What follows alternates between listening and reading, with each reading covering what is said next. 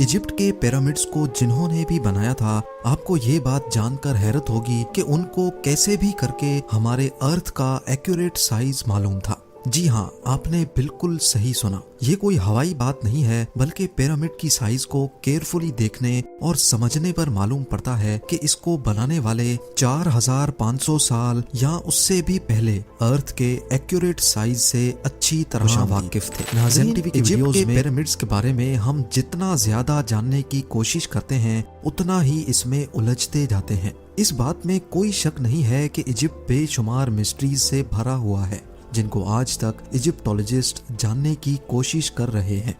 इनमें सबसे बड़ी मिस्ट्री ये है कि पिरामिड्स कैसे बनाए गए थे और इनका असल मकसद क्या था। सालों की मेहनत और रिसर्च के बाद हमें ये बताया जाता है कि पिरामिड्स एंशिएंट इजिप्शियन फेरोज के टूम्स हुआ करते थे। ये फेरोज इजिप्शियंस के लिए एक किंग से बढ़कर खुदा का दर्जा रखते थे, जिनको पिरामिड्स में ही दफनाया जाता था।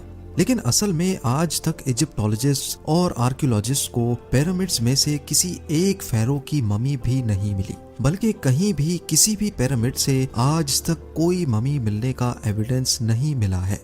हमारे पास जिस चीज का एविडेंस है वो ये है कि the great pyramid 23 lakh limestone के ब्लॉक्स की मदद से बनाया गया था। एक एक ब्लॉक करीब एक हाथी के वजन जितना भारी है। इसकी बेस तकरीबन 13 एकड़ पर फैली हुई है और इसकी हाइट 481 फीट तक। हमें यह भी देखने को मिलता है कि इन तीनों पिरामिड्स की ईस्टर्न और वेस्टर्न वॉल्स बिल्कुल सीधी नॉर्थ पोल की तरफ जाती हैं। इतने बड़े स्ट्रक्चर को हजारों साल पहले आजकल के मॉडर्न कंपास जितनी एक्यूरेसी से नॉर्थ पोल की डायरेक्शन में सीधा खड़ा किया गया था, जिसमें कोई दो राय नहीं है।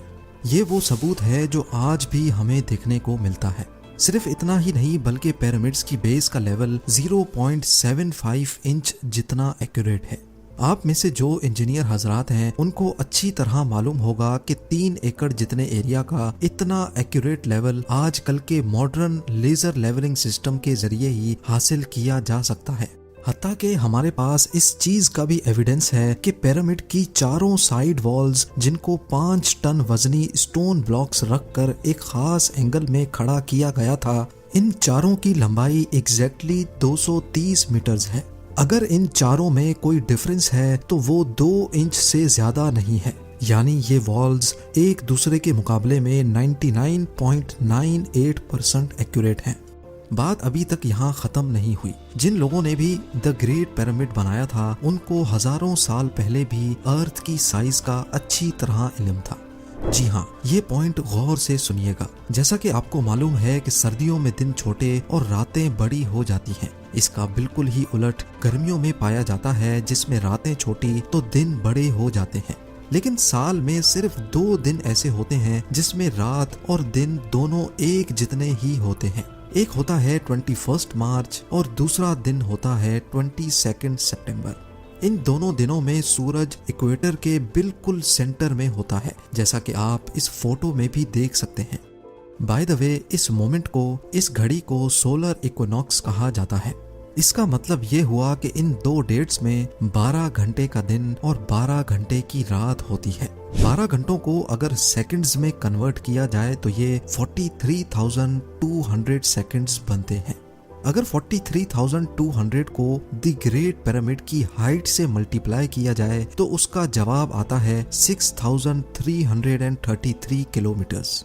ये उतनी ही लंबाई है जितनी अर्थ के पोलर रेडियस की है। अगर परसेंटेज में देखा जाए तो पिरामिड्स बनाने वालों की कैलकुलेशन 99.63% एक्यूरेट है। अब आप सोच रहे होंगे कि ये कोई कोइंसिडेंस है, कोई इत्तेफाक है, लेकिन पिरामिड की बेस का पेरीमीटर जो कि 0.921 किलोमीटर्स है, उसको अगर 43,200 से मल्टीप्लाई किया जाए तो जवाब आता है 39,804 किलोमीटर्स।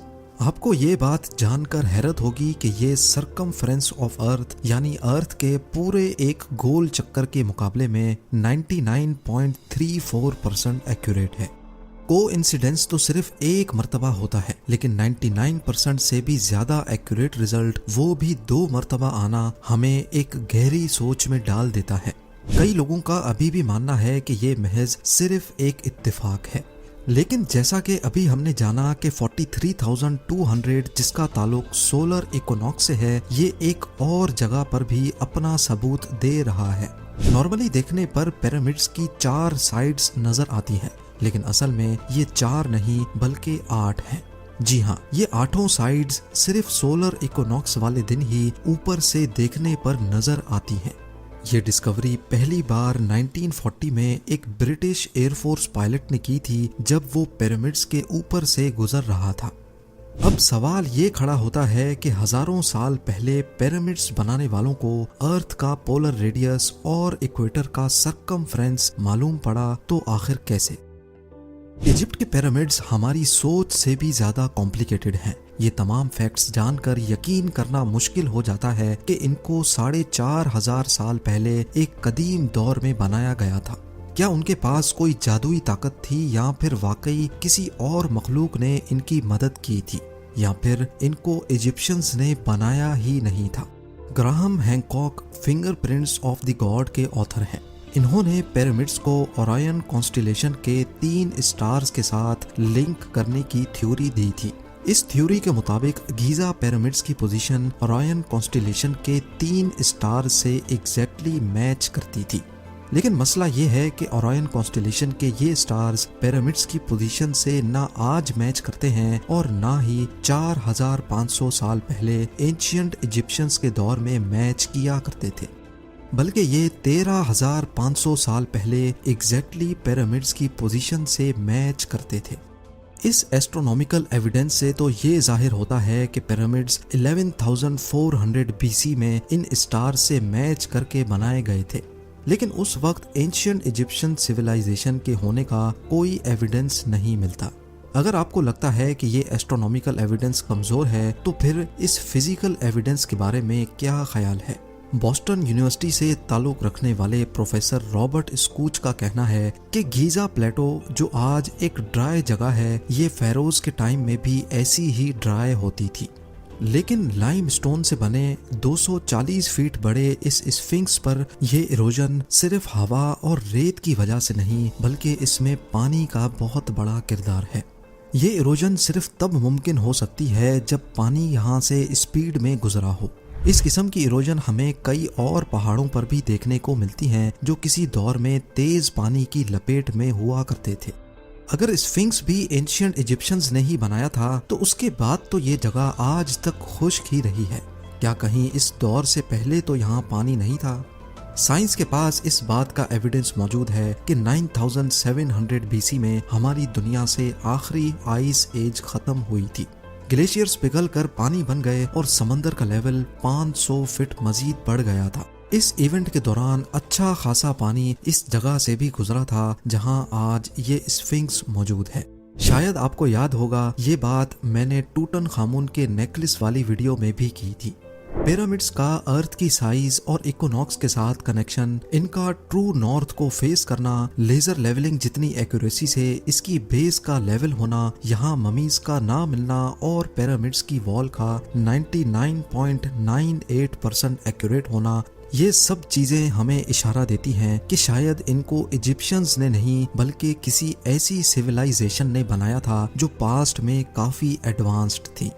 ये भी हो सकता है कि इजिप्शियंस को ये पिरामिड्स बने बनाए ही मिले थे और उन्होंने इसको टेक ओवर करके अपने रिलीजन के लिए इस्तेमाल करना शुरू कर दिया। इजिप्ट में कई मकामात पर पाई जाने वाली हायरोग्लिफिक्स, जिसमें एंशिएंट इजिप्शियंस ने अपनी हिस्ट्री और रिलीजन के बारे में काफ़ी मालूमात फराहम कर रखी हैं। अफसोस इस बात का है कि इन हायरोग्लिफिक्स में भी कहीं पिरामिड की कंस्ट्रक्शन के बारे में हमें कोई इंफॉर्मेशन नहीं बताई गई। अब इन सब में कितनी सच्चाई है, जैसे जैसे साइंस तरक्की करेगी वैसे वैसे एक ना एक दिन सच सामने आ ही जाएगा। उम्मीद है जेम टीवी की ये वीडियो भी आप लोग भरपूर लाइक और शेयर करेंगे। आप लोगों के प्यार भरे कमेंट्स का बेहद शुक्रिया। मिलते हैं अगली शानदार वीडियो में।